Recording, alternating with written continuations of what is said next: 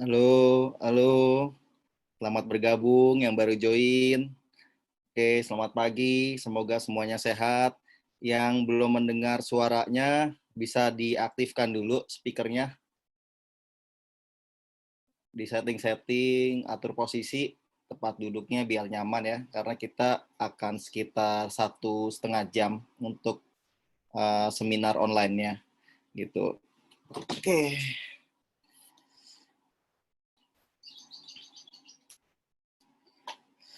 Oke, kita mulai dengan agendanya dulu. 1,5 jam itu ngapain aja sih sebenarnya? Seminar tentang apa itu PPN dan PPH gitu ya. Oke, jadi agendanya 1,5 jam seperti ini breakdownnya.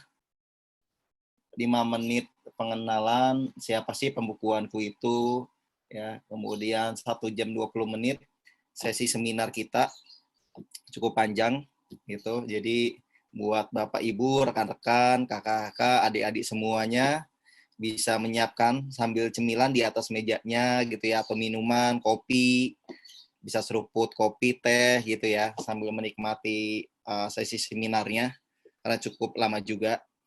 Kemudian nanti kita akan ada pertanyaan dan jawaban, sesi tanya jawab sekitar 5 menit gitu. Kemudian ya setelah itu seminar selesai ya. Oke. Oke, jadi siapa sih pembukuanku itu ya? Jadi pembukuanku itu menyediakan solusi pembukuan, keuangan, perpajakan dan layanan administrasi ya untuk semua perusahaan.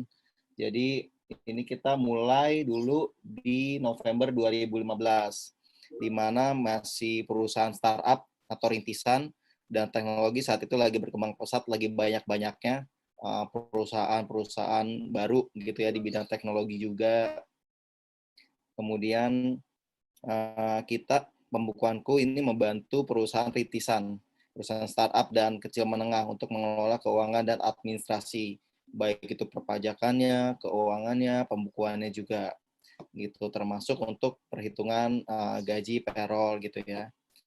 Kemudian pembukuanku ini juga memberikan konsultasi terkait keuangan.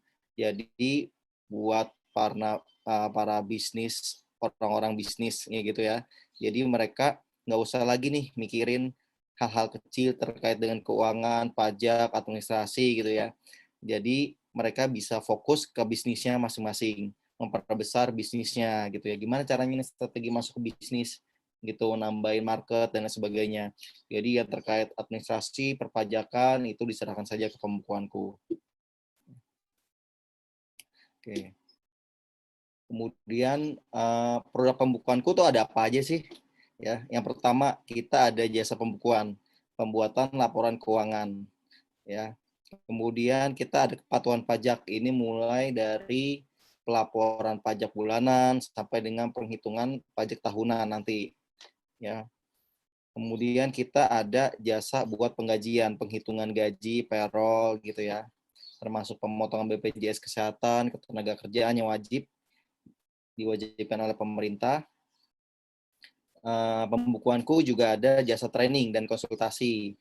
Kita menyediakan macam-macam training, ada training Excel, training implementasi aplikasi akuntansi gitu ya.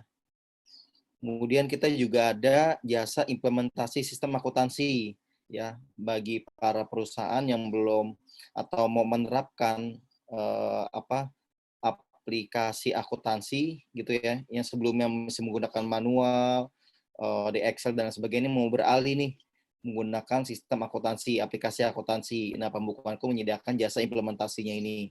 Kita menyediakan beberapa aplikasi akuntansi gitu ya, baik yang online ataupun yang desktop gitu. Kemudian kita menyediakan jasa pendaftaran izin ke instansi ya, seperti NIB, nomor induk berusaha, itu kita bisa bantu daftarkan. Terus proses PKP, pengusaha kena pajak gitu ya. Terus proses pendaftaran NPWP ke KPP gitu ya.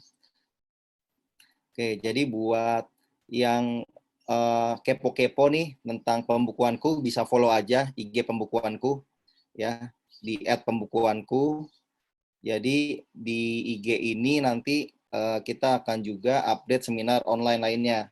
Ada tentang pembukuan, kemudian perpajakan yang lain gitu ya, implementasi akuntansi, kemudian ada training-training juga nih Excel gitu, tips and tripsnya gimana sih gitu, biar kalian juga bisa nyaman juga kerjanya dan bisa cepat juga gitu. Oke, nah sebelum kita masuk ke materinya ya, tentang apa itu PPN dan PPH gitu ya. Kita mulai dengan pertanyaan sederhana dulu, kita breakdown dulu nih sebelum masuk ke pertanyaan atau materi yang sulit dicerna gitu. Jadi dengan pertanyaan sederhana gini kita coba mencerna makna atau definisi apa itu perpajakan gitu ya, apa itu PPN dan PPH. Oke, jadi pertanyaan pertama yang teman-teman harus pikirkan dulu nih gitu ya. Pertanyaan apa sih itu pajak gitu ya. Jadi sebelum ngomongin pajak lebih jauh nih PPN sama PPH, kalian harus tahu dulu nih pajak itu artinya apa sih? Kenapa dengan pajak? Gitu. Kalau udah tahu definisi pajak baru kita ngomongin selanjutnya nih. Ya, mengapa harus bayar pajak? Gitu ya. Ini pertanyaan kedua yang harus bisa dijawab selama sesi training online ini gitu. Kemudian kalau teman-teman tahu juga pajak ada banyak gitu ya. Jadi pertanyaan ketiga, ada berapa banyak pajak yang ada di Indonesia? Ya. Kemudian yang keempat, siapa atau barang apa atau apa yang dipajaki? Kok gue ngerasa kayak dapet gaji dipajakin gitu ya. Beli ini dipajakin, beli itu dipajakin gitu ya. Jadi teman-teman juga harus tahu subjek atau objek yang dipajaki. Ya, kemudian pertanyaan kelima, jadi bagaimana nih bayar pajaknya ya atau pelunasan pajaknya nih? Apa gua harus datang ke kantor KPP gitu ya atau bisa di rumah bayarnya atau harus ke bank gitu ya atau ada calo gitu ya. Oke, kemudian pertanyaan keenam, setelah bayar pajak apa yang harus dilakukan gitu? Apakah harus datang juga nih ke kantor pajak gitu atau gimana nih? Atau nanti ada guidance nggak ya dari pajaknya setelah kita bayar gitu ya? Kalau teman-teman habis bayar di Tokopedia belanja online nih, biasanya kan memang login ke Tokopedia-nya. Di situ ada guidance-nya. Harus ngapain sih selain ini menunggu atau seperti apa gitu ya. Oke, nanti kita lihat lagi nih di pajak setelah bayar tuh prosesnya ngapain sih kita gitu. Apakah serumit itu bayar pajak gitu ya. Oke, kemudian baru masuk nih ke pajak penghasilan. Definisinya apa itu pajak penghasilan? Ya, biar teman-teman tahu nih batasan-batasan apa yang bisa disebut pajak penghasilan gitu ya atau ada pajak-pajak lainnya nih gitu. Kalau teman-teman belanja kok ada pajak ya? Ini apa nih?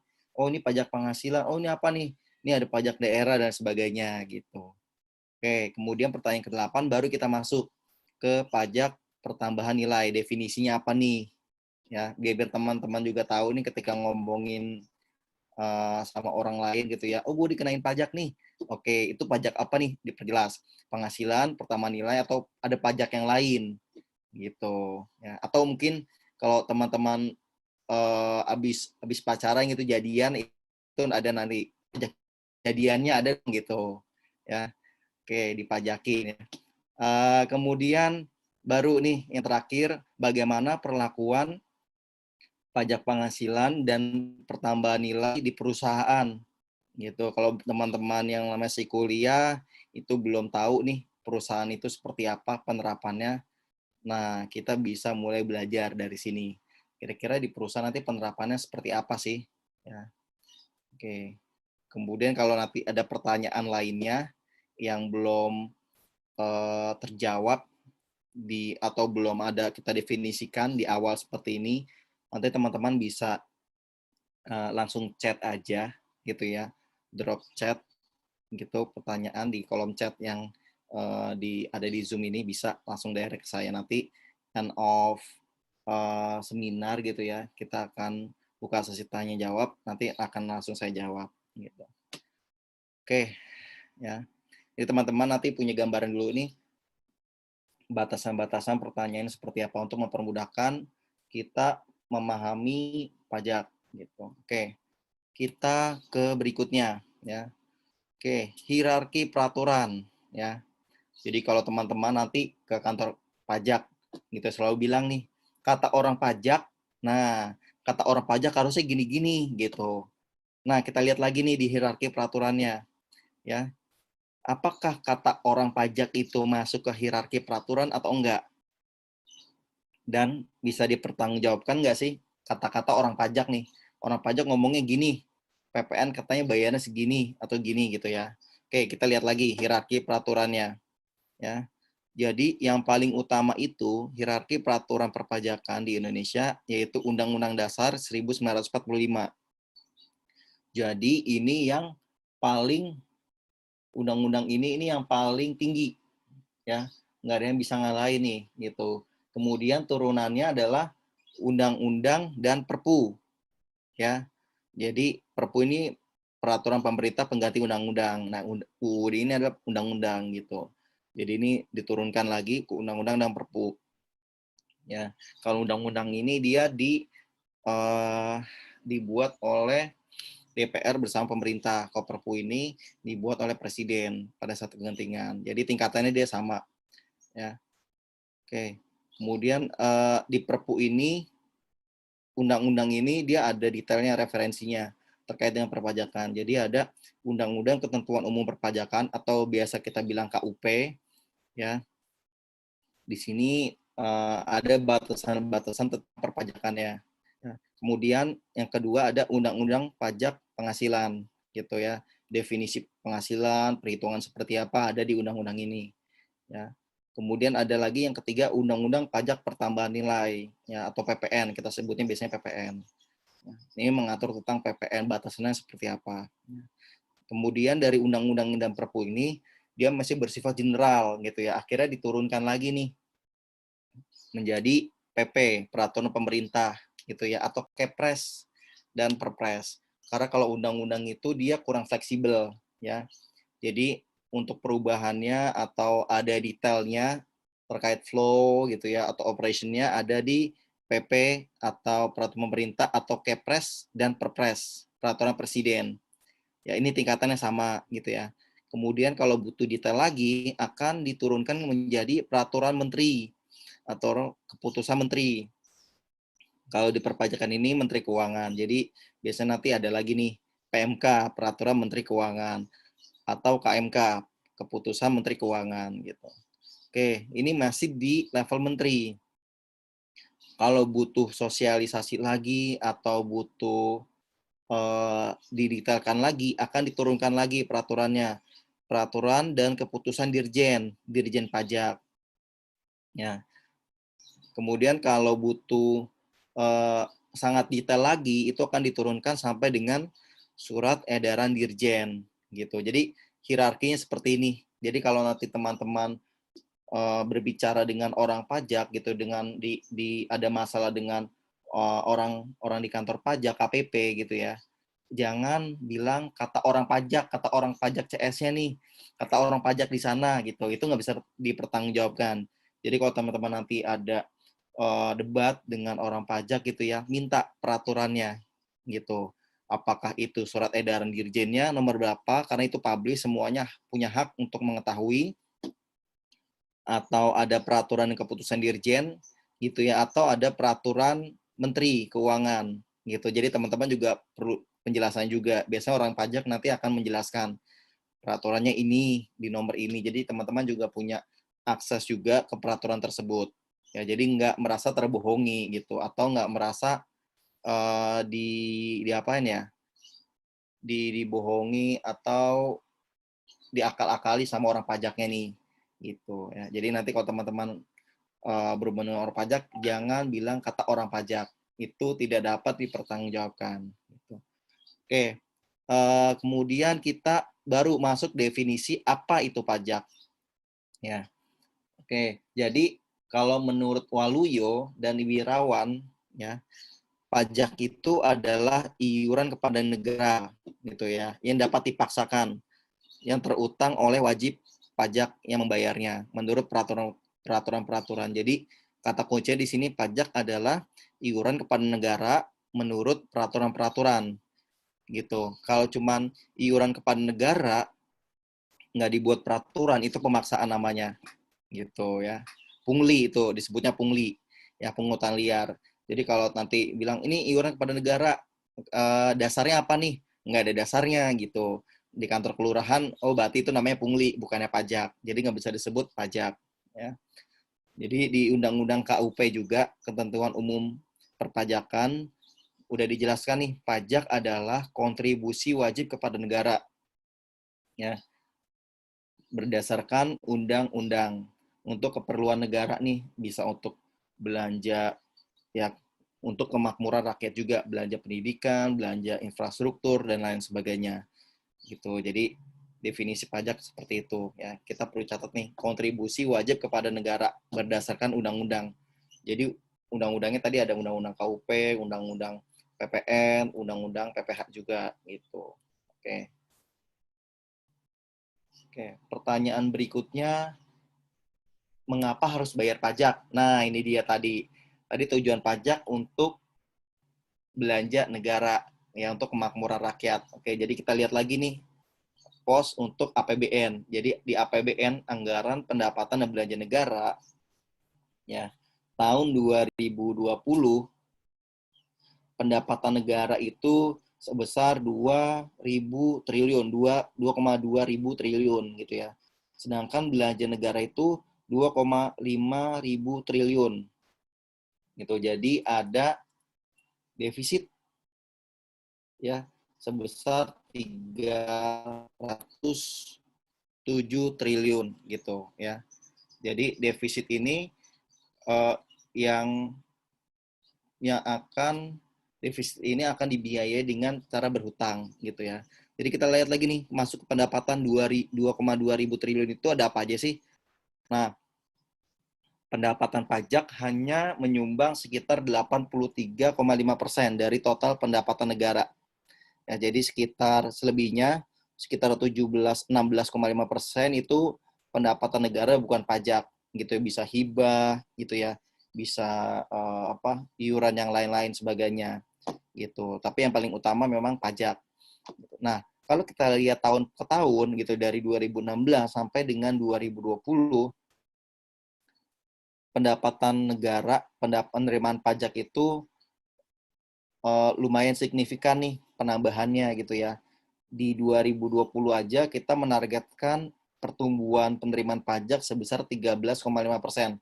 Sebelumnya di 2019 itu 1.600 triliun gitu. Ini jadi naik 1.800 triliun gitu. Jadi pajak ini sebenarnya cukup penting nih peningkatannya, growth-nya, pertumbuhannya gitu ya. Karena dia akan digunakan untuk membiayai belanja negara ya. Jadi kalau teman-teman nanti melihat lagi nih di bagian di sini belanja lagi mau diekspor nih, lihat aja APBN 2020 strukturnya. Belanja 2.500 triliun itu untuk apa aja sih?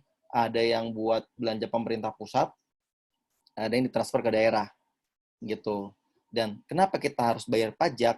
Mungkin pertanyaannya masih balik lagi nih teman-teman. Untuk membiayai belanja negara. Oke, terus buat apa lagi sih? Gitu. Jadi kalau kita bayangkan, kita nggak kontribusi untuk pembayaran pajak, maka negara nggak ada pendapatan nih. Ya, nggak ada pendapatan artinya nggak ada pembangunan. Gitu. Nggak ada pembangunan jalan tol, infrastruktur, pendidikan, gitu ya. Gitu. Jadi kalau mau negara menyiapkan itu semua, ya kita harus bayar pajak nih. Ya. Jadi sebagai warga negara, kita mendapatkan pendidikan, perlindungan, kesehatan juga, dan bahkan pendapatan nih di Indonesia, gaji gitu ya. Pendapatan Indonesia, maka kita wajib untuk kontribusi ke negara. Walaupun itu jumlahnya kecil gitu ya, menurut peraturan perundang-undangan gitu. Jadi teman-teman diminta sama negara untuk kontribusi juga nih. Mungkin porsinya ya berbeda dengan yang lain. Masing-masing berbeda porsinya gitu. Oke. Jadi terkait dengan perpajakan juga. Jadi kalau teman-teman mikir, oke, kalau gue udah bayar pajak kok pajak jenisnya ada banyak ya, gitu. Jadi kalau jenis pajak ini kita beda ini, ya. Ada yang pajak subjektif, ada yang objektif, gitu. Jadi kalau yang subjektif, definisinya adalah pajak yang dikenakan memperhatikan pribadi atau kondisi wajib pajak. Kondisi wajib pajaknya dulu nih, gitu ya, atau subjeknya orangnya dulu nih, baru menetapkan objeknya, gitu ya. Jadi ada PPh badan, orang pribadi, gitu ya. Oke. Jadi kalau pajak subjektif ini pengenaannya pertama-tama perhatikan pribadi kondisinya nih, kaya atau enggak, gitu. Berapa besar penghasilannya, gitu. Jadi kalau nanti teman-teman ada yang kaya banget, ada yang cukup gitu ya. Jadi itu pajaknya juga beda-beda nih. Jadi lebih adil kontribusi ke negara.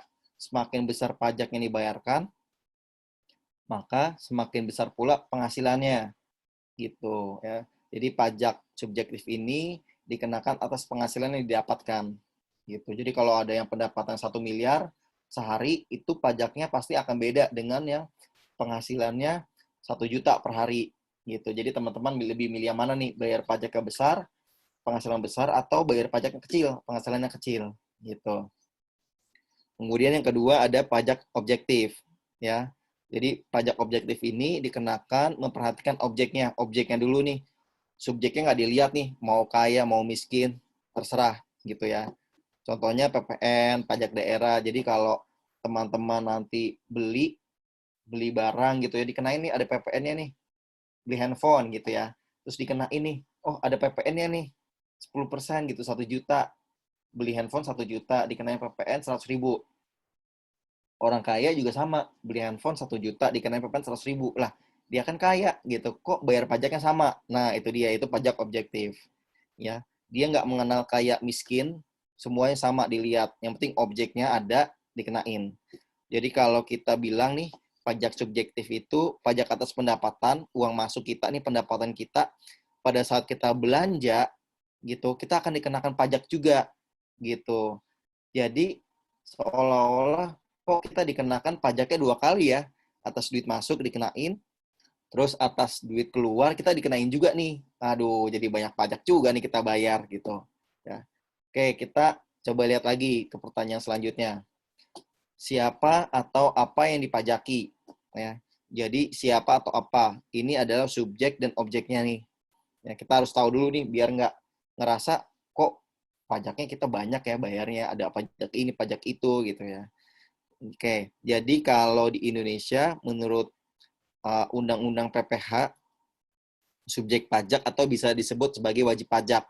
Kalau teman-teman datang ke KPP disebutnya tuh wajib pajak gitu. Bukan hanya orang yang bayar, tapi orang yang sudah punya hak untuk melakukan administrasi perpajakan gitu ya. Jadi yang pertama ada orang pribadi ya. Orang pribadi ini kita semua nih, orang pribadi, manusia yang masih hidup itu orang pribadi ya. Itu wajib pajak ya. Kemudian warisan yang belum terbagi gitu. Ini juga masih jadi subjek pajak. Kemudian yang ketiga ada badan. Badan yang didirikan atau bertempat kedudukan di Indonesia. Contohnya ada PT, dalam bentuk PT, dalam bentuk CV, atau bentuknya yayasan. Itu juga subjek pajak juga. Yang keempat ada bentuk usaha tetap. Nah, bentuk usaha tetap ini adalah bentuk usaha yang dipergunakan oleh orang pribadi yang tidak tinggal di Indonesia. Gitu ya. Jadi orang pribadi yang tidak tinggal di Indonesia. Jadi dia tinggalnya mungkin di luar Indonesia. Kemudian orang pribadi yang berada di Indonesia nih, orang luar yang berada di Indonesia tidak lebih dari 183 hari gitu dalam waktu 12 bulan. Dan badan yang tidak didirikan, tidak bertempat kedudukan di Indonesia. Ya mungkin dia di luar negeri, di Malaysia gitu ya, tapi dia menjalankan usahanya atau kegiatan di Indonesia. Nah, itu disebut bentuk usaha tetap. Ya. Oke, kemudian apa yang dipajaki? Ya, ini yang pertama adalah penghasilan atau pendapatan, uang masuk nih buat kita gitu. Kemudian objek yang kedua adalah barang dan jasa, ya. barang dan jasa yang dijual atau dibeli itu merupakan objek pajak. Oke. Nah, pertanyaan selanjutnya, setelah kita tahu jenis-jenis pajak gitu ya, kemudian gimana sih cara bayar pajak nih? Kita sebagai warga negara mau bayar pajak nih, caranya gimana nih? Ya. Oke, jadi ada dua cara bayar pajak. Jadi yang pertama adalah pembayaran langsung nih, bukan teman-teman nanti datang ke KPP, tapi teman-teman sudah bisa online bayarnya. Jadi di rumah pun bisa bayar online gitu. Ya kayak belanja, belanja aja nih, belanja di Tokopedia atau Shopee gitu ya. Nggak perlu datang nih ke tokonya nyari-nyari handphone gitu ya, udah bisa langsung di online, langsung di deliver. Jadi yang pertama buat ID billing dulu nih, kode tagihan ya di DJP online. Jadi karena konsep pajak kita adalah self service, artinya kita self service itu menyediakan buat diri sendiri, melayani diri sendiri gitu. Jadi pajak yang dibayarkan kita set sendiri juga, bukan ditentukan oleh pajaknya ya. Jadi setelah kita buat ID billing, kode tagihan atau belanja nih, kalau Tokopedia teman-teman sering belanja gitu ya, bisa di DJP online atau di SSE sama aja. Ya, kemudian setelah kita buat ID billingnya atau kode tagihan, kita lalu membayarkan tagihan tersebut. ID billing itu nanti akan generate kode tagihan. Ini mirip dengan teman-teman kalau beli bayar listrik gitu ya, kan ada kode listrik meteran gitu ya. ID billing juga sama, kayak dibayarkan, bisa datang ke teller bank atau ke ATM atau melalui internet banking, di rumah pun bisa bayar nih gitu ya. Jadi pas saat bayar udah selesai itu pembayarannya. Atau yang kedua metodenya dengan pemotongan pihak ketiga gitu. Makanya melalui pihak ketiga ada dua cara nih, pemotongan dan diberi bukti potong gitu ya, dan dipungut dan diberi bukti pungut. Jadi ini pihak ketiga punya kewajiban juga untuk melakukan pemotongan dan pemungutan gitu. Jadi mereka nggak bisa asal-asalan motong aja nih, motong duit atau mungut PPN gitu ya, atau pajak lain sebagainya. Ini harus dikasih buktinya nih, buat bukti tersebut teman-teman bisa simpen gitu ya, untuk menjadi kredit pajak atau tabungan pajak nih, ya biar nanti akhir tahun atau akhir periode bisa sebagai pengurang pajak yang terutang. Jadi itu penting, nggak sembarangan orang bisa mungut dan motong, harus punya kewajibannya. Kalau mereka punya kewajibannya, baru mereka boleh motong atau boleh pungut, dan harus ada dokumennya juga, gitu ya. Oke, setelah bayar pajak harus apa nih?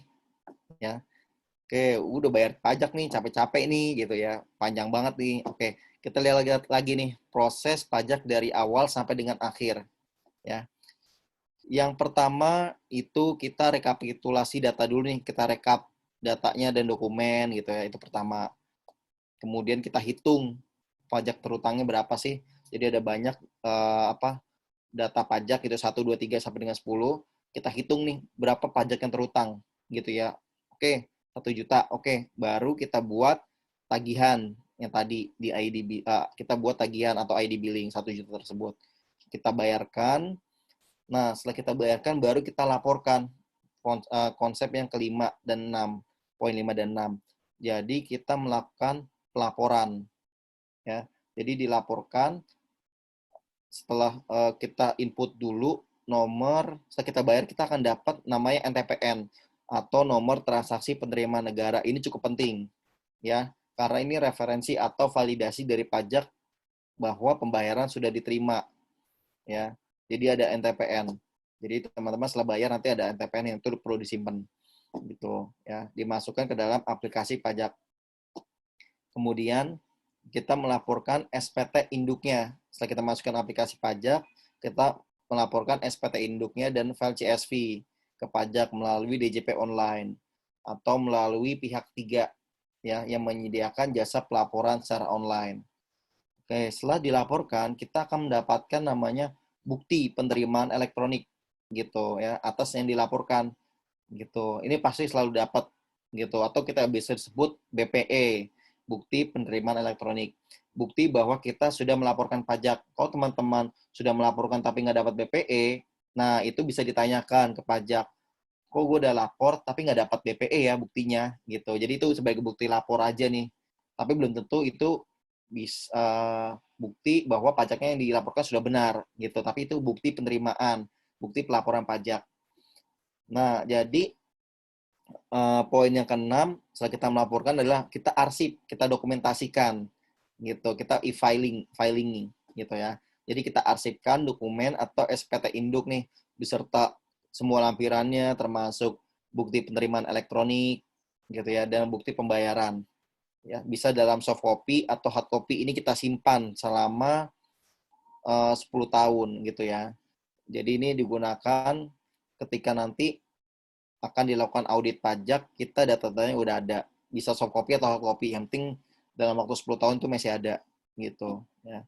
Jadi ketika akan dilakukan audit pajak, dokumen itu dibutuhkan nih gitu, compliance. Jadi untuk kepatuhan perpajakan. Kalau nggak ada audit pajak ya itu juga nggak masalah juga gitu, mau disimpan hard copy atau soft copy gitu. Oke. Kemudian kita masuk ke pajak penghasilan. Ya. Apa itu pajak penghasilan? Sebelum masuk ke situ kita perlu tahu nih definisi pajak. Tadi kita udah tahu kontribusi wajib kepada negara ya. Kemudian kita perlu kasih batasan nih penghasilan itu apa sih definisinya biar nggak kemana-mana gitu ya. Kalau nggak kita kasih batasan, jadi semuanya bisa aja dianggap sebagai penghasilan gitu. Contoh, kalau teman-teman ngelihat, ada nih anak dikasih duit sama orang tuanya. Nah, itu apakah bisa disebut penghasilan buat si anak atau enggak? Gitu ya. Jadi undang-undang PPH ini di pasal 4 sudah menggarisbawahi memberikan definisi penghasilan, yaitu setiap tambahan kemampuan ekonomi gitu ya. Tambahan keywordnya adalah setiap tambahan kemampuan ekonomi ya. Jadi yang belakangnya itu uh, mau dibaca opsional gitu ya, tapi keywordnya setiap tambahan kemampuan ekonomi. Jadi dalam case tadi anak ini dia dapat uang sangu dari orang tuanya atau hibah ya. Apakah itu bisa disebut penghasilan gitu? Kalau itu memiliki menambah kemampuan ekonomi si anak ini, berarti itu penghasilan. Gitu. Anak dikasih mobil sama orang tuanya, akan jadi tambahan kemampuan ekonomi buat si anak nggak? Kalau iya, berarti benar mobil itu sebagai penghasilan gitu. Ya, konsepnya sederhana penghasilan. Oke, kemudian jadi kita masuk ke definisi pajak penghasilan. Ya, jadi kontribusi wajib atas setiap tambahan kemampuan ekonomi. Itu pajak penghasilan. Ya, jadi kalau teman-teman nanti dikasih handphone nih dari perusahaan gitu ya, kok dipajakin sih? Gitu. Kan nggak berupa duit, ini berupa barang. Tapi itu menambah kemampuan ekonomi nggak? Gitu. Iya, oh iya bener nih menambah nih. Tadinya harusnya gua nggak perlu ngeluarin duit buat beli handphone, ada gitu. Jadi kan menambah kemampuan ekonomi. Handphone juga bisa dijual gitu buat beli yang lain gitu ya. Gitu. Jadi definisinya kita perlu garis bawahi dulu nih, diingat kontribusi wajib atas setiap tambahan kemampuan ekonomi. Itu definisi pajak penghasilan ya. Nah, jenis pajak penghasilan itu terbagi dua. Ada yang bulanan, ada yang tahunan. Nah, ini jangan sampai keliru ya. Yang bulanan itu untuk pemotongan atas penghasilan pihak ketiga. Ini biasanya wajib pajak itu punya kewajiban untuk memotong atas penghasilan pihak ketiga ini bayarkan. Gitu. Contohnya apa nih? PPh 4 ayat 2, PPh pasal 21, PPh 22, PPh pasal 23, PPh pasal 24, PPh pasal 25, PPh pasal 26, PPh UMKM. Ini pajak bulanan yang dibayarkan tiap bulan, dilaporkan tiap bulan. Gitu, bulanan ya. Kemudian ada yang namanya pajak tahunan. Ini cuma setahun sekali. Gitu. Contohnya adalah PPh orang pribadi dan PPh badan. Ya. Jadi ini setahun sekali, dibayarkan setahun sekali, dilaporkan juga setahun sekali. Gitu. Ini kewajiban buat diri sendiri atau badan gitu ya, bukan buat orang lain gitu. Ya. Oke, jadi kalau pajak bulanan itu tadi kita balik ke slide yang sebelumnya di sini.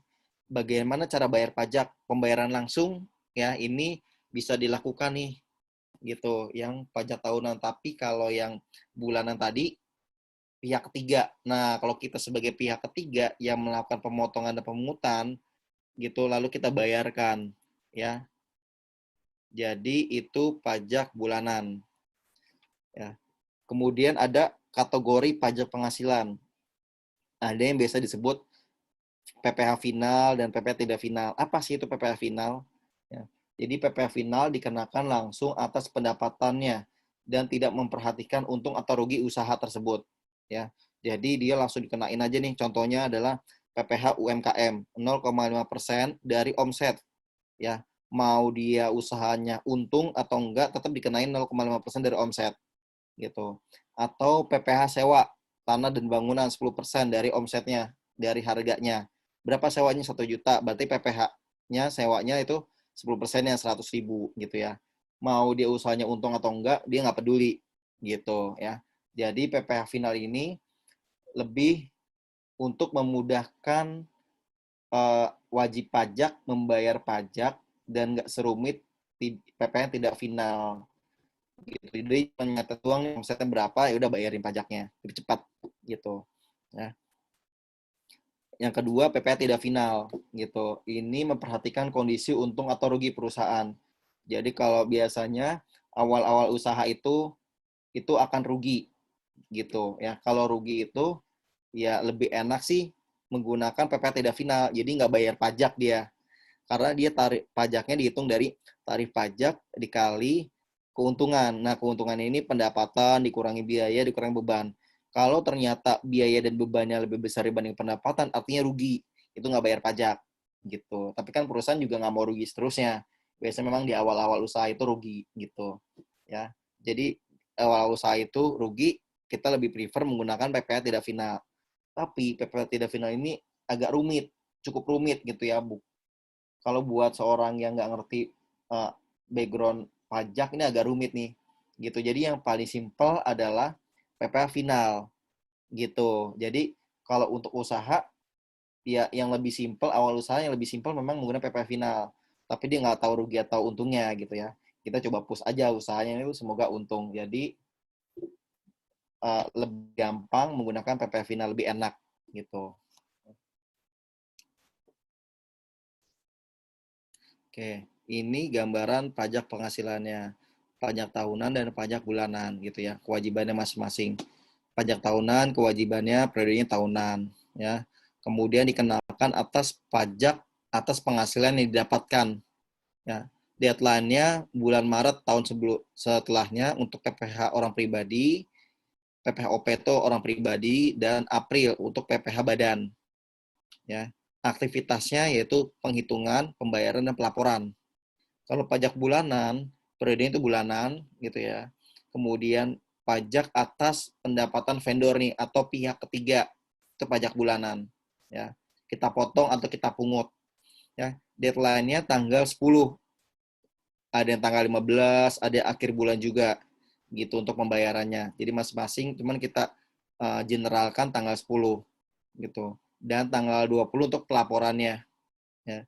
Kemudian aktivitasnya ada kita rekap lagi data-datanya dari vendor, kita hitung, bayarkan, dan laporkan. Oke. Kemudian apa sih hubungan PPh bulanan dan tahunan? Nah ini yang cukup penting. Ya, jadi di sini ada gambaran, ada pelanggan, gitu ya, customer. Kemudian saya nih bisa orang pribadi, bisa perusahaan. Kemudian ada pemasok atau vendor.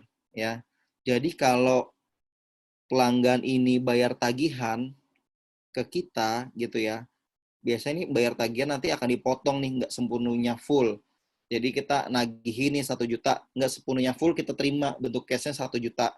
Tapi pasti kita akan terima 1 juta gitu ya. Biasanya dia akan motong PPh 4 ayat 2 atau 21 atau 23 atau 26 gitu. Jadi misalkan kita nagih ke pelanggannya itu 1 juta, kemudian dibayarnya nggak 1 juta nih, jadi 900.000 gitu ya. 900.000 kita terima dalam bentuk cash, 100.000-nya kita terima dalam bentuk bukti potong. Nah, bukti potong ini yang akan jadi kredit pajak dari pelanggan nih buat kita gitu. Jadi ini nanti akan jadi kredit pajak buat kita gitu ya, untuk digunakan pada saat kita menghitung PPh tahunan ya. Ini jadi akan ngurangi. Jadi pembayaran PPh-nya, PPh yang terutang nih dalam 1 tahun penghasilan kita gitu ya, penghasilan kena pajaknya dikalikan dengan rate pajaknya itu terutang ya, itu berapa, misalkan 20 juta dikurangi kredit pajaknya nih, oh kredit pajaknya kita udah dapat nih dari pemotongan atas pelanggan ya di sini, kemudian kita juga bayar nih kredit pajak, bayar sendiri gitu ya, bulanan nih ada PPh 25, PPh UMKM gitu ya, ini sebagai kredit pajak juga. Jadi pada saat akhir tahun ya, kita nggak langsung ngeluarin uang sangat besar, 20 juta gitu ya, itu cukup besar tuh. Jadi oke, karena kita udah dapat kredit pajaknya yang udah kita cicil juga gitu ya, sejuta-juta, jadi kita sisanya tuh lebih sedikit gitu ya. Jadi perpajakan ini lebih mudah gitu ya, nggak langsung bayar di akhir, bisa habis gaji kita gitu. Itu hubungannya. Kemudian kewajiban kita sebagai orang pribadi atau perusahaan ya, atas pendapatan pemasok yang di sini ya, ini kita wajib memotong juga, sama seperti pelanggan ketika akan membayarkan ke kita, dia memotong. Nah, kita sebagai perusahaan juga pada saat membayar kita wajib motong nih PPh-nya gitu ya, 4 ayat 2, 21, 23 dan 26 gitu PPh bulanannya. Kita potong, kemudian kita bayarkan. Terus kita kasih bukti potongnya nih kepada pemasok gitu. Jadi hubungannya seperti ini. Jadi nggak 2 kali ini nanti definisinya jadinya. Kok udah bayar PPh bulanan, tetap bayar PPh tahunan ya, jadi 2 kali. Nah, itu konsepnya beda. Kalau PPh bulanan, yang kita potong sebenarnya pendapatan pemasok, kita potong nih, ya. Terus kita bayar pajaknya. Jadi itu sebenarnya bukan duitnya kita, gitu, tapi duitnya pemasok. Cuma melalui kita bayarkan, ya. Kalau yang akan jadi beban kita itu adalah PPh tahunan, gitu. Ya. Oke. Nah, detailnya untuk PPh 4 ayat 2 ya. Itu di sini. Kalau tadi baru ngomongin kok ada PPh-nya 4 ayat 2 21 gitu. Kita detailin di sini ya. Oke, jadi PPh 4 ayat 2 kita definisi dulu subjek pajak, objek pajak, tarif pajak, jatuh tempo dan pelaporan ya. Biar memudahkan. Nah, PPh 4 ayat 2 ini biasa disebut pajak final gitu. Ya, terkenalnya karena itu, atau terkenal dengan nama lain pajak atas sewa dan bangunan gitu ya, karena mostly paling banyak atas ini gitu. Kita lihat lagi sekarang. Subjek pajaknya dia orang pribadi dalam negeri ya. Badan dalam negeri. Dalam negeri ini artinya yang tinggal di Indonesia ya. Bukan orang luar negeri nih gitu. Kemudian bentuk usaha tetap ini yang dikenakan PPh pasal 4 ayat 2 kewajibannya. Objek pajaknya sebenarnya selain tanah dan bangunan itu ada juga bunga, deposito dan tabungan, itu dikenakan PPh 4 ayat 2 juga ya. Hadiah undian, transaksi saham ya. Terus di sini pengalihan harta nih tadi tanah, bangunan gitu ya. Kemudian ada jasa konstruksi, real estate ya, sewa tanah bangunan, ini dikenakan PPh 4 ayat 2 gitu. Tarifnya berapa sih? Nah, ini 10% gitu dari DPP. Ya, DPP ini ada nilai transaksinya. Sewa, misalkan nilai sewanya itu 10 juta, berarti pajaknya adalah 1 juta, 10% dari 10 juta. Ya. Oke, kemudian jatuh temponya itu tanggal 10 untuk pembayaran, setiap tanggal 10 bulan berikutnya. Ya. Nah, pelaporan ini gimana sih?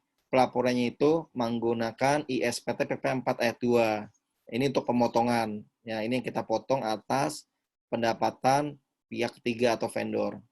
Pelaporannya itu paling lama tanggal 20 setiap bulannya. Jadi kita diwajibkan bayar dulu tanggal 10, kemudian pelaporannya tanggal 20. Boleh lebih cepat ya bayarnya. Misalkan nggak harus tanggal 10 nih, oke tanggal 1 udah ada datanya dan langsung dibayarkan, boleh. Langsung dilaporkan, nggak harus nunggu tanggal 20, itu juga bisa.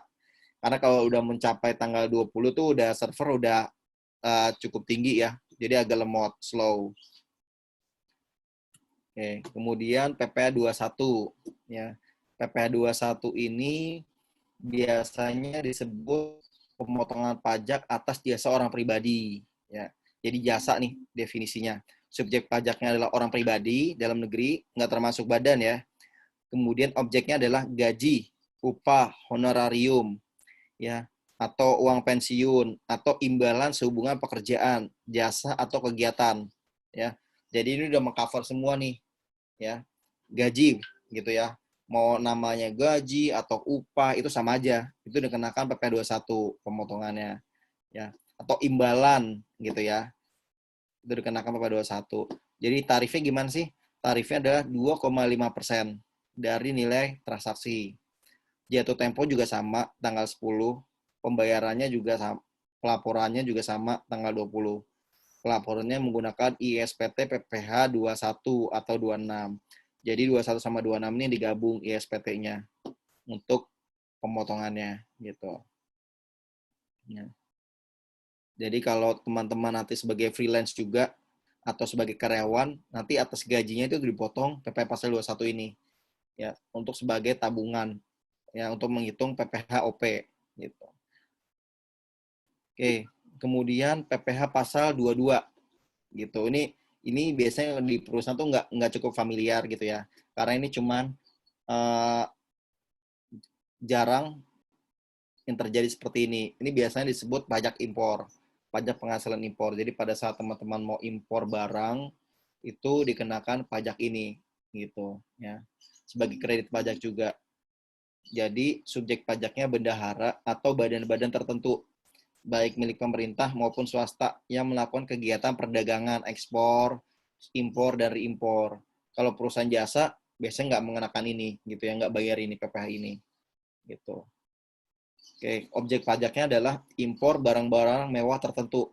Nah, ini ada di sumbernya itu detailnya ada di PMK nomor 90, Peraturan Menteri Keuangan nomor 90 ya, tahun 2016 gitu. Jadi kalau teman-teman mau tahu nih barang-barang mewahnya apa aja, bisa lihat PMK-nya.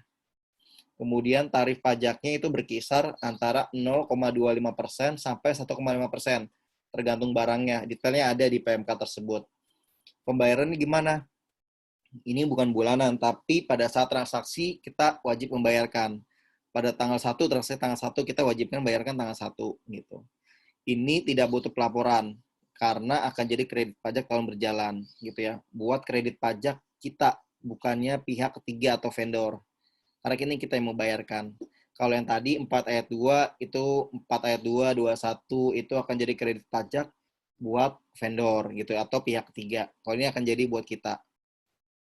Oke, 23. Nah, 23 juga cukup terkenal nih gitu ya. Pajak atas jasa dari badan gitu. Pajaknya adalah badan dalam negeri bentuk usaha tetap. Ya, objek pajaknya ada dividen, bunga, royalti, sewa dan penghasilan lain sehubungan penggunaan harta kecuali yang dikenakan PPh pasal 4 ayat 2 tadi. Ya, sewa bangunan dan tanah itu dari dikenakan PPh 4 ayat 2 jadi nggak dikenakan di sini. Yang di sini tuh bisa sewa mobil gitu ya. Terus sewa handphone, barang-barang yang lain gitu ya. Itu bisa dikenakan ayat 2 PPh 4 PPh ayat 23 gitu. Kemudian imbalan sehubungan jasa gitu ya. Ini imbalan. Kalau tadi 21 itu sama semuanya imbalan juga ya, tapi itu buat orang pribadi, kalau ini buat badan. Bedanya di situ. Tarif pajaknya 15% untuk dividen, bunga dan royalti dan 2% untuk jasa lainnya. Selain itu dia 2% langsung dari nilai transaksinya. Jatuh tempo dibayarkan tanggal 10 setiap bulannya. Jatuh tempo tanggal pelaporan tanggal 20 setiap bulannya juga. Jadi bayarkan, laporkan. Sama seperti 21 4 ayat 2. Pelaporannya menggunakan ISPT PPh 23 gitu. Jadi bukti potong ini nanti akan diserahkan atau akan jadi milik pihak ketiga vendor. Ini dilakukan pemotongan oleh kita. Ya, ini kewajiban kita untuk memotong. Oke. Kemudian pajak penghasilan ayat 29. Ya. Jadi 24, sorry. Ini biasanya disebut pemotongan pajak oleh luar negeri gitu ya, oleh orang di luar negeri atau badan di luar negeri. Jadi kalau teman-teman nanti ada kerjasama dengan perusahaan di luar negeri, ya pendapatan teman-teman peroleh itu nanti akan dipotong pajak di sana nih. Pajaknya itu bisa berkisar antara 10% sampai 30%. tergantung kebijakan masing-masing negara, ya. Nah, pajak ini akan menjadi kredit pajak tahunan, ya. Asal kita terima bukti potong dari perusahaan tersebut. Kalau kita nggak terima bukti potong, ya kita nggak bisa jadiin itu kredit pajak. Nah, jadi ini akan jadi kredit pajak nih. Bukan kita memotong, tapi kita yang dipotong atas pendapatan kita dari luar negeri oleh perusahaan di luar negeri, gitu. Jadi subjek pajaknya adalah orang pribadi, badan, bentuk usaha tetap. Kemudian objek pajaknya imbalan yang dibayarkan dari luar negeri. Imbalannya ini bisa berupa apa aja nih? Bisa dividen, bisa apa? Bisa jasa juga, memberikan jasa gitu ya. Itu pasti dipotong ya. Kemudian ya pajaknya jatuh tempo, ini nggak ada jatuh tempo gitu.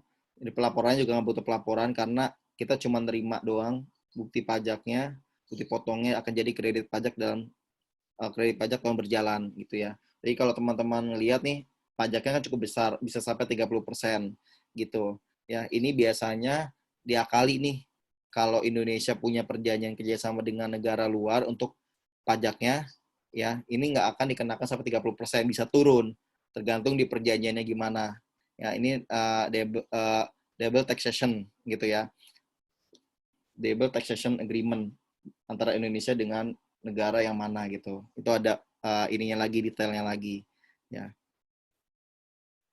Kemudian PPH pasal 25. PPH ini pasal 25 ya. Jadi biasa disebut sebagai cicilan pajak selama 12 bulan. Ya. Ini akan jadi kredit pajak juga nih.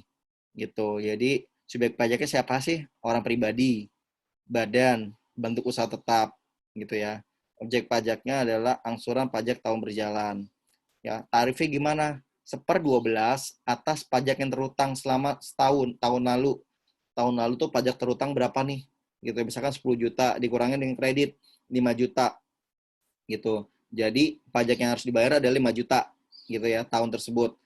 Nah, 5 juta dibagi 12 gitu. Itu adalah cicilan untuk tahun berjalan tiap bulan. Jadi 5 juta per 12 untuk bulan Januari sampai dengan Desember. Gitu ya. Tujuannya biar di akhir tahun kita cuma ngerekap doang nih. Atau jadi nihil. Nihil itu artinya pajak terutangnya sama dengan kredit pajaknya. Gitu ya. Jadi nggak lebih bayar, nggak kurang bayar. Gitu. Jadi tujuan PPH pasal 25 itu seperti itu. Apalagi biar kita nggak langsung bayar nih 10 juta gitu ya. Gaji kita itu 10 juta, terus buat bayar pajak 10 juta, habis dong kita nggak makan. Gitu, itu tujuannya PPH pasal 25. Kemudian PPH pasal 26. Ya. Ini untuk orang pribadi luar negeri, badan luar negeri juga. Ya. Kalau tadi 24 itu kita terima uang atau imbalan dari luar negeri, ini sebaliknya. Vendor kita dari luar negeri ya mendapat penghasilan dari Indonesia. Jadi atas penghasilan tersebut kita potong PPH pasal 26 ya. Jadi objek pajaknya adalah dividen dan bunga, royalti, sewa, penghasilan lain, imbalan gitu ya, hadiah dan penghargaan, pensiun, keuntungan pembebasan hutang. Jadi ini semuanya udah mengcover nih penghasilan yang didapatkan dari perusahaan di luar negeri gitu. Tarif pajaknya adalah kita potong 20%. Ya. Jatuh tempo tanggal 10 kita bayarkan ke negara, 20 kita laporkan ya dengan menggunakan ISPT PP 21 atau 26 ya. Kalau tadi yang 24 itu kan dari sekitar sebaliknya bisa 10 sampai 30%. Kalau kita udah nentuin 20% buat imbalan yang kita bayarkan ke perusahaan di luar negeri gitu. Nah, 20% pajak yang kita potong ini kita berikan bukti potongnya buat perusahaan tersebut di luar negeri buat klaim sebagai kredit pajaknya juga. Jadi mereka juga bisa juga klaim. Nah, ini PPH pasal 29. Ya, subjek pajaknya orang pribadi, badan, bentuk usaha tetap. Objek pajaknya pajak terutang setahun dikurangi kredit pajak gitu ya. Ini terkait dengan 25 tadi ya. Jadi ini selisih kurang bayarnya berapa nih? Ini disebut PPH pasal 29. Gitu. Ini jatuh tempo sebelum pelaporan pajak. Ini nggak butuh pelaporan gitu. Ini cuman sebagai pelunasan saja. Ini disebut PPH pasal 29. Oke, kemudian ada lagi yang lagi ngehit, ngetop gitu ya, pajak penghasilan UMKM gitu yang dari tahun 2000 berapa ya? 13 ya. Itu mulai dia tarif pajaknya 1% gitu ya. Nah, di 2000 mulai di 2000 berapa ya? Dia mulai turun lagi jadi 0,5% gitu ya. Nah, yang sekarang gara-gara COVID ini dia dibebaskan atau dibayarkan pemerintah. Jadi tarif pajaknya 0% gitu. Jadi kita nggak perlu bayar lagi nih. Ya. Oke. Jadi subjek pajaknya adalah orang pribadi dalam negeri, badan dalam negeri yang memiliki omset kurang dari 4,8 miliar setahun per tahun. Bisa menikmati tarif pajak UMKM ini sebesar 0,5% dari omset. Ini sangat kecil sekali gitu ya. Tapi memang batasannya adalah UMKM. UMKM itu yang punya omset 4,8 miliar setahun. Kalau lebih dari itu ya nggak bisa menikmati fasilitas ini. Ya, karena dia bukan UMKM lagi, udah perusahaan yang sangat besar. Objek pajaknya adalah penghasilan yang tidak dikenakan PPh final sebelumnya. Ya, sewa bangunan dan tanah ini nggak bisa dikenain pajak penghasilan UMKM karena dia sudah termasuk ke PPh final ya yang 10%. Oke, jadi tarif pajaknya 0,0% ini ya dari omset setiap bulan. Jatuh tempo tanggal 15 bulan berikutnya. Ya, ini tidak butuh pelaporan ya karena ini akan jadi kredit pajak final tahun berjalan. Ya, pelaporan hanya akhir tahun saja nanti. Ya, gitu untuk UMKM. Kemudian pajak penghasilan orang pribadi ini yang setahun sekali. Ya, jadi udah kita rekap semua PP 24 ayat 2, 21 gitu sampai dengan 26 termasuk UMKM. Kemudian kita laporkan nih pajak penghasilan orang pribadi. Subjek pajak orang pribadi dalam negeri. Objek pajak adalah penghasilan yang menambah kemampuan ekonomi ya. Ini diterima oleh orang pribadi tersebut. Tarif pajaknya ini progresif. Ya, kalau teman-teman tahu. Jadi ini yang membuat lebih fair lagi gitu. Jadi penghasilan kena pajak kurang dari 50 juta cuma dikenakan tarif 5%. Ini penghasilan kena pajak setahun. Misalkan teman-teman punya penghasilan setahun itu 100 juta gitu ya, dipotong sama PTKP, dipotong lain-lain, jadi penghasilan kena pajak gitu. Jadi penghasilan kena pajaknya misalkan 40 juta. Nah, 40 juta ini dikenakan 5%. Ada teman yang lebih kaya gitu ya, punya penghasilan tuh 1 miliar gitu. Jadi 1 miliar ini nanti ya dia akan mendapatkan tarif pajak 30% progresif. Penghasilan sampai 50 juta, dia kenakan 5% dulu nih, sama nih gitu buat kesetaraan keadilan ya. Kemudian penghasilan dia 50 juta sampai 250 juta dikenakan tarif 15% ya. Penghasilan dari 250 juta sampai 500 juta dikenakan 25%. Sisanya 500 juta ke atas dikalikan 30% ya. Jadi makin banyak penghasilannya, makin tinggi rate-nya, pajaknya gitu ya. Jadi teman-teman berdoa aja semoga bayar pajaknya tinggi, artinya penghasilannya juga tinggi juga nih ya. Oke, jatuh tempo pembayaran sebelum dilakukan pelaporan pajak. Pelaporan pajak kapan sih deadline-nya? 30 Maret tahun berikutnya ya. Jadi kalau pelaporannya nanti teman-teman bisa menggunakan e-filing, pakai DJP online kalau udah ada yang e-fin-nya, biasa pakai e-fin ya. Gitu, e-fin tuh buat akses e-filingnya. Kemudian atau bisa pakai hard copy ke KPP. Cuman kalau lagi masa pandemik gini, ini udah nggak terbuka lagi nih hard copy nih gitu. Jadi palingan e-filing lebih enak. Kalian teman-teman bisa laporkan itu di akhir hari gitu atau tengah malam di rumah pun masih bisa juga gitu. Oke, kemudian ada pajak penghasilan badan. Ya. Pajak penghasilan badan ini subjek pajaknya badan, bentuk usaha tetap ya. Objek pajaknya sama kayak PPOP juga. Penghasilan yang menambah kemampuan ekonomi yang diterima wajib pajak ya. Kemudian tarif pajaknya berapa nih dan jatuh temponya kapan ya. Tarif pajaknya itu 25% untuk 2019 yaitu dari keuntungan atau penghasilan kena pajak. Disebutnya penghasilan kena pajak ya, yaitu penghasilan dikurangi dengan biaya-biaya perpajakan yang diakui pajak ya. Jadi bisa untung, bisa rugi tuh. Kalau untung, ya kita bayar 25% dari keuntungan. Kalau rugi, kita ngebayar. Gitu. Nah, tahun 2020 diterbitkan Perpu nomor 1 tahun 2020 untuk mengurangi tarif pajak dari 25% jadi 22% di tahun 2020. Kemudian turun lagi 20% jadi 20% di tahun 2021 sampai seterusnya. Gitu. Dari penghasilan kena pajak. Ini diterbitkan detailnya ada di Perpu nomor 1 tahun 2020. Yang gara-gara COVID. Jadi negara akan memberikan stimulus ekonomi untuk wajib pajaknya.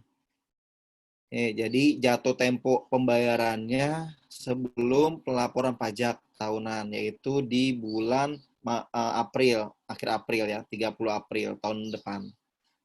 Pelaporannya ISPT PPh Badan untuk PPh final dan tidak final. Jadi ini PPh final dilaporkan juga, PPh final dilaporkan juga. PPh tidak final ya. Jadi keduanya itu dilaporkan. Dan perpajakan juga beda. Jadi pendapatan final dibayarkan pajak finalnya berapa dilaporkan, pendapatan tidak final, biaya tidak final gitu ya, penghasilan karena pajak tidak final, kemudian pajak tidak final dilaporkan, dibayarkan, dilaporin juga. Jadi ada dua form yang diisi secara garis besar untuk PPh Badan. Oke, sekarang kita masuk ke pajak pertambahan nilai. Ya. Oke, ini berbeda dengan penghasilan. Kalau penghasilan tadi adalah atas pendapatan, kalau ini atas belanja kita keluar nih, gitu ya. Kita perlu definisi dulu nih sebelum masuk definisi PPN atau pajak pertambahan nilai. Ya, definisi barang ya, barang berwujud yang menurut sifat atau hukumnya dapat berupa barang bergerak. Jadi keywordnya adalah barang berwujud. Semua tahulah barang berwujud ya. Sifat hukumnya dapat berupa barang bergerak atau tidak bergerak, dan barang tidak berwujud juga ya. Contoh mungkin laptop gitu, itu barang berwujud, mouse gitu ya, itu barang berwujud. Nah, ini ada barang yang tidak berwujud juga ya. Itu aplikasi, lisensi gitu ya. Lisensi subscribe Microsoft Office. Nah, itu kan barang tidak berwujud gitu ya. Oke, di sini barang kena pajak atau kita sebut BKP, yaitu barang yang tadi nih, barang berwujud, barang yang menjadi objek atau dikenai pajak menurut Undang-Undang PPN ini. Ya. Jadi Undang-Undang PPN ini yang tadi referensinya ya, Undang-Undang Pajak Pertambahan Nilai. Ya. Oke, kemudian ada jasa nih, objek pajaknya jasa juga. Jadi jasa didefinisikan sebagai setiap kegiatan pelayanan gitu ya. Kata kuncinya setiap kegiatan pelayanan. Ini juga ada yang disebut sebagai jasa kena pajak JKP, yaitu jasa yang menjadi objek atau dikenai pajak menurut Undang-Undang PPN. Jadi menurut Undang-Undang PPN ini ada namanya BKP dan JKP ya. Ini teman-teman harus ingat nanti ini.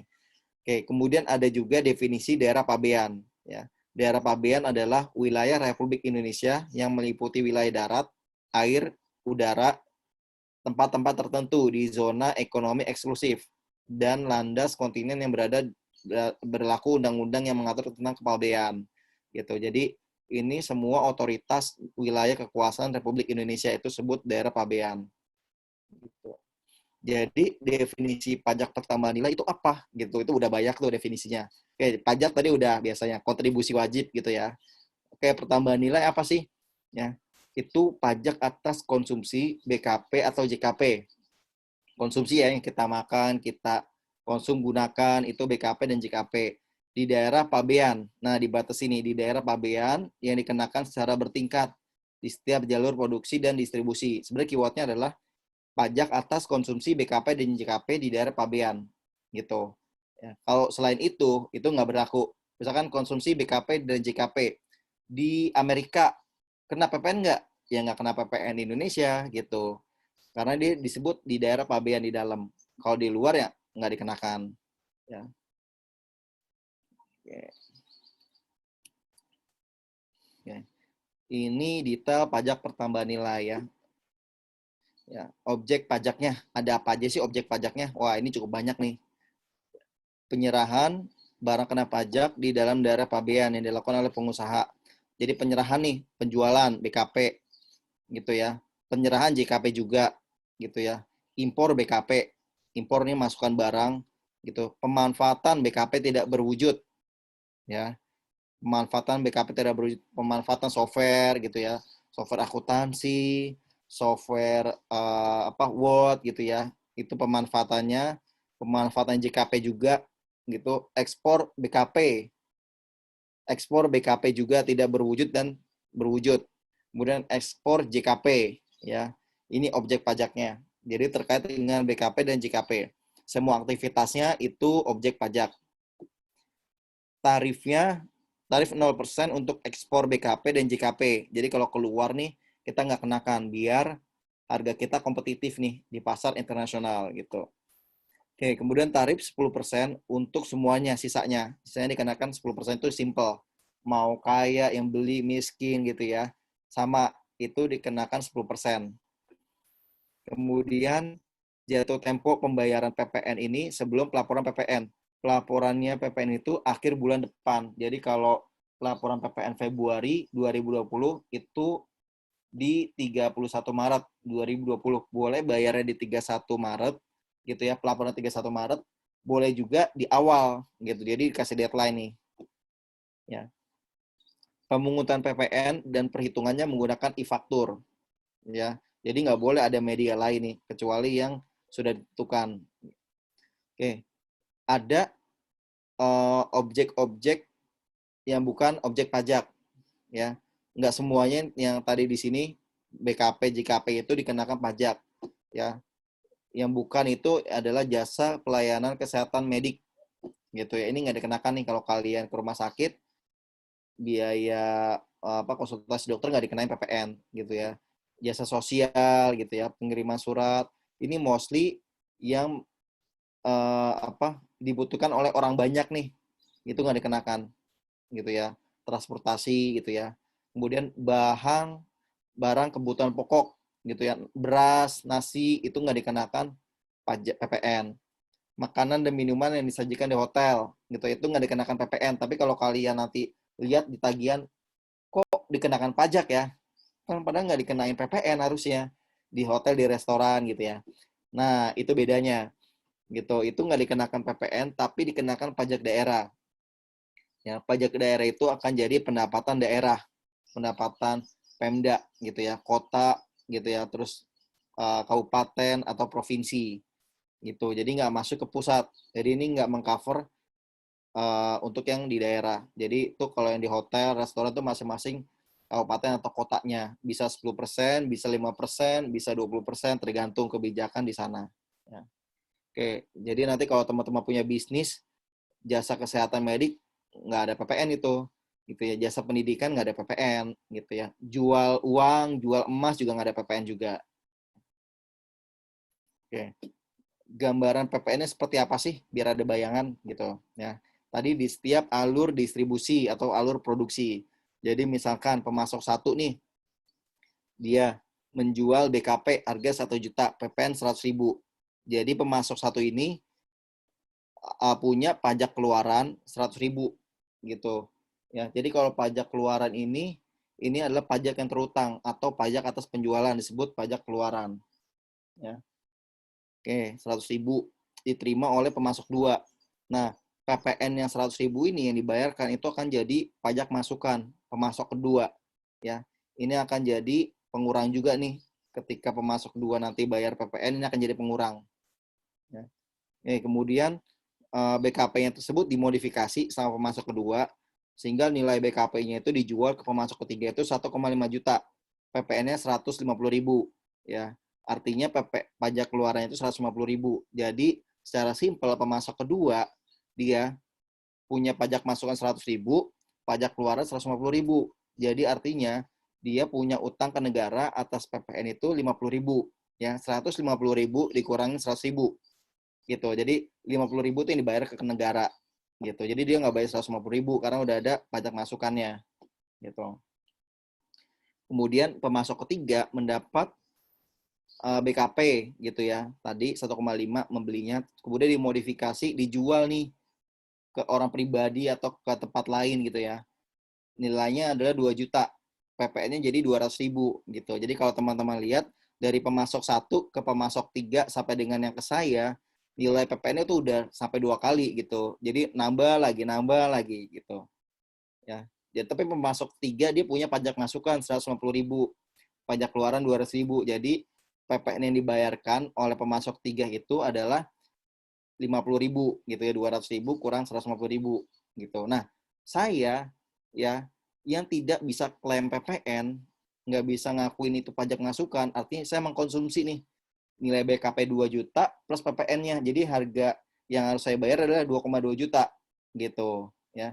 Jadi yang membayarkan PPN itu adalah saya pribadi 200.000 gitu. Kalau yang pemasok tadi 1, 2, 3 mereka nggak menanggung biaya PPN gitu. Hanya kekurangannya aja yang dibayarkan. Itu juga bukan dipungut dari pihak yang lain gitu ya. Nah, bagi pihak yang menyerahkan BKP atau JKP, dia akan memungut PPN. Ya, PPN yang itu disebut sebagai pajak keluaran. Nah, dokumen untuk memungut pajak itu yaitu namanya faktur pajak. Ya, jadi kalau teman-teman nanti ada yang dipungut PPN nih, harus ada faktur pajaknya juga nih kalau kerjasamanya B2B gitu ya. Terus ada faktur pajaknya, kalau nggak bisa diakuin ya pajaknya. Oke, kemudian perhitungan PPN. Nah, ini dia. Jadi faktur pajak adalah bukti pungutan pajak yang dibuat oleh pengusaha kena pajak. Gitu ya. Hanya oleh pengusaha kena pajak, nggak boleh sembarangan orang nih mungut nih.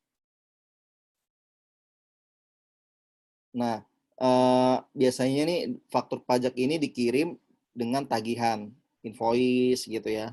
Kemudian ada faktur pajaknya juga gitu. Terus ada dokumen yang lain sebagainya. Ya. Bagi yang menerima faktur pajak akan menjadi pajak masukan untuk mengurangi PPN terhutang. Ya, masa berlaku faktur pajak ini adalah 3 bulan sejak diterbitkan atau tanggal fakturnya. Jadi misalkan tanggal faktur pajaknya itu 28 Januari, ya itu berlaku 3 bulan ke depan, berarti Februari, Maret, April sampai periode April 2020. Ya, oke. Jadi kalau perhitungan PPN-nya gimana sih? Gitu. Ya, kita ada 3 kasus nih. Kasus yang pertama adalah PPN kurang bayar, terjadi jika pajak keluaran ya, pajak keluaran ini lebih besar dibandingkan dengan pajak masukan. Gitu. Jadi selisihnya nih ini adalah PPN yang harus kita bayarkan, setorkan ke kas negara gitu.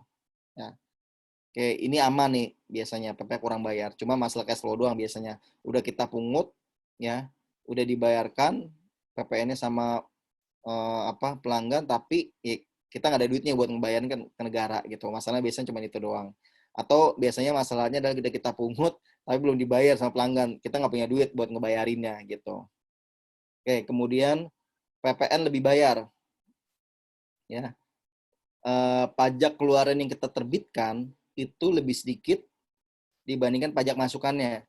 Jadi selisihnya adalah PPN lebih bayar ini gitu. Ini bisa kita lakukan restitusi atau kompensasi ya.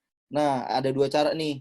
Kalau restitusi itu pengembalian ya, itu akan dilakukan audit pajak dulu sebelum dikembalikan. Deadline untuk audit pajak itu 1 tahun ya. Jadi akan ditentukan di audit pajak apakah terjadi lebih bayar, memang benar terjadi lebih bayar atau kurang bayar ya. Bisa aja kita komplain nih lebih bayar, tapi menurut pajak setelah diaudit, dokumennya diserahkan, ternyata jadi kurang bayar gitu ya. Harusnya kita dapat duit, malah kita disuruh bayar. Bisa terjadi seperti itu. Ya. Atau kompensasi. Kompensasi itu ada perhitungan ke bulan selanjutnya sebagai pengurang. Ya. Perhitungan lebih bayar ke bulan depan untuk dijadikan pengguna PPN. Jadi kalau nilai lebih bayar 1 juta, kita kompensasikan aja ke bulan Maret misalkan. Ya, jadi bulan Maret nanti pajak keluarannya berapa nih? Terutangnya nih 2 juta. Oke, kita punya lagi nih kompensasi bulan sebelumnya 1 juta. Jadi kita bayar ke negara cukup 1 juta saja gitu. Itu lebih simpel ya, lebih enak kompensasi dibandingkan restitusi. Cuman kalau kita terus-terusan restitusi dan nilainya cukup signifikan gitu ya, signifikan buat perusahaan, misalkan sampai 1 miliar gitu ya. Wah, udah gede tuh. Oke, kita restitusi aja deh, nggak apa-apa deh. Karena kita eh, cuman terima pajak masukannya aja nih, pajak keluarannya lebih sedikit gitu ya. Biasanya itu terjadi untuk perusahaan-perusahaan yang ekspor gitu. Yang ekspor kan tadi PPN-nya 0%. Ya. Jadi kita cuma belanja, dapat masukan, kita nggak dapat keluaran. Jadi kita bayarin aja. Akhirnya kita milih untuk restitusi pengembalian. Nah, yang ideal adalah posisi ketiga, nihil gitu ya. Pajak keluaran sama dengan pajak masukan. Dan ini biasanya agak agak sulit gitu ya, impossible akan terjadi seperti ini. Biasanya terjadi itu adalah kurang bayar atau lebih bayar, udah. Nihil tuh nggak pernah terjadi gitu. Oke. Nah, ini yang terakhir ya. Perlakuan PPh dan PPN di perusahaan gimana sih perlakuannya ya? Ada tiga. Biasa kalau kerjasama kita ada tiga bagian: pelanggan, perusahaan, dan pemasok. Ya, jadi yang pertama adalah perusahaan mengirimkan tagihan jasa dan faktor pajak. Faktor pajak kan 10%, ya. Kemudian dikirimkan ke pelanggan. Ya, dari sini dikirimkan ke pelanggan. Nah, pelanggan membayarkan tagihan jasa nih, ya, dan PPN 10%-nya. Jasa dipotong PPh 23 2%. Konsep ini adalah perusahaan gitu ya, PPh 23 2%. Jadi perusahaan ini pelanggan ini nanti setelah memotong dia akan membayarkan ke kas negara, melaporkan dan mengirimkan bukti potong PPh 23 gitu ke perusahaan. Jadi perusahaan tetap menerimanya adalah 100%. 100% jasa tagihan dan 10% faktur pajak gitu ya. Cuman bentuknya adalah 90%, 98% adalah duit, 2% itu adalah bukti potong tabungan gitu buat pajak ya. Dan PPN 10%-nya gitu ya. Oke. Sampai dengan di sini biasanya perlakuannya seperti ini gitu. Jadi perusahaan nggak terima full ya. Kemudian pemasok nih mengirimkan tagihan jasa dan faktur pajak ke perusahaan. Perusahaan menerima tagihan jasa dan faktur pajak gitu. Kemudian membayarkan tagihan jasa dan PPN 10%. Nah, jasanya itu dipotong PPN 23 2%. Jadi nggak 100% full dibayar ke pemasok ya. Oke, atas PP 23 ini ya, kita bayarkan dan laporkan PP 23 ke pemasok nih ya. Kita kita membayarkan dan melaporkan PP 23 dulu ke negara. Setelah dilaporkan baru bukti potongnya kita kirimkan ke pemasok gitu ya. Ini kewajiban kita untuk memotong, membayarkan dan melaporkan ke negara gitu ya. Ini untuk PP 23-nya nih, kewajiban perusahaan. Ya, setelah dikirim ke pemasok, ke sini kita diterima sama pemasok. Oke. Ini akan jadi kredit pajaknya buat si pemasok ya. Nah, yang terkait dengan PPN, gimana nih PPN nih? Perusahaan membayarkan dan melaporkan PPN gitu ya. PPN atas di sini ya. Ini pajak keluaran. Pada saat perusahaan mengirimkan tagihan ke sini itu pajak keluaran ya. Pada saat perusahaan menerima tagihan dari pemasok di sini dan diberikan faktur pajak itu kan jadi pajak masukan gitu. Jadi tinggal disetel aja pajak keluarannya berapa, dipotong pajak masukannya, sisanya dibayarkan ke negara. Kalau terjadi lebih bayar, ya akan restitusi atau kompensasi seperti itu. Ya. Oke, jadi konsep pelakuan PPh dan PPN di perusahaan seperti itu. Ya. Oke, thank you teman-teman. Mungkin kalau ada pertanyaan bisa langsung taruh aja atau chat langsung gitu, masih disediakan waktu sekitar 5 menit untuk bertanya ya. Nanti akan langsung saya jawab gitu.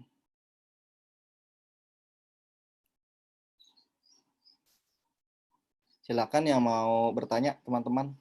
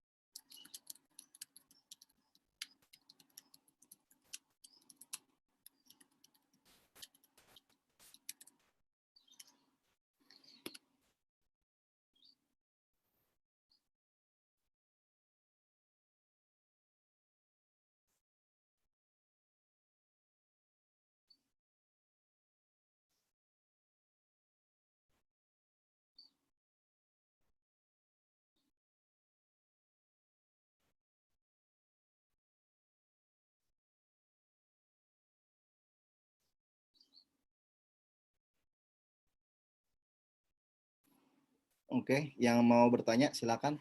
Masih disediakan waktu 5 menit. Ditaruh pertanyaan, taruh di chat aja boleh.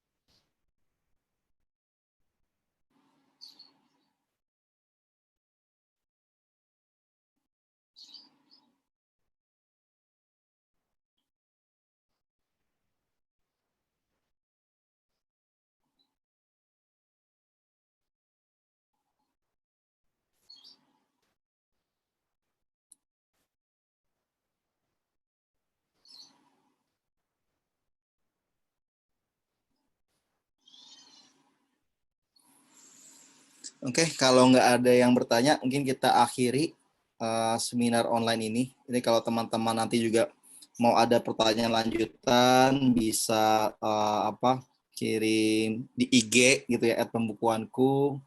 Bisa juga bisa melalui WhatsApp juga gitu, bisa juga teman-teman ya. Oke. Oh, ini ada pertanyaan nih. Biasanya saya kesulitan untuk membuat laporan pribadi PPh 21 NPWP itu gimana ya Pak ya? Terkadang tidak saya laporkan, apakah itu bisa menjadi masalah ke depannya? Oke. Oke, jadi kalau untuk perusahaan wajib untuk melakukan pelaporan PPh 21 gitu ya, atas gaji karyawannya, dan itu dilaporkan. Nah, dilaporkan itu pendapatannya sama pajaknya dipotong ya. Tapi kalau buat karyawan ya, itu bukan 2,5%, tapi pajak progresif. Kalau nilai pendapatannya itu masih di bawah PTKP, PTKP setahun di Indonesia itu 5,54 juta gitu, atau per bulan 4,5 juta. Jadi kalau gajinya itu 4,5 juta, masih di bawah itu, misalkan 3 juta, itu nihil, artinya cuma dilaporkan pendapatannya saja, ya, nggak perlu dilaporkan pemotongan pajaknya, seperti itu. Ya. Tapi memang itu harus dilaporkan. Kalau nggak dilaporkan, itu akan jadi masalah audit pajak dan sebagainya, seperti itu. Ya. Oke, nggak ada pertanyaan yang lain?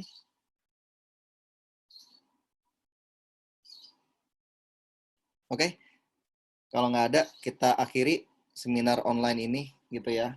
Jadi nanti kalau tetap ada pertanyaan bisa langsung chat juga gitu ya. IG taruh, oke. Oke, selamat siang semuanya. Sehat selalu. Bye.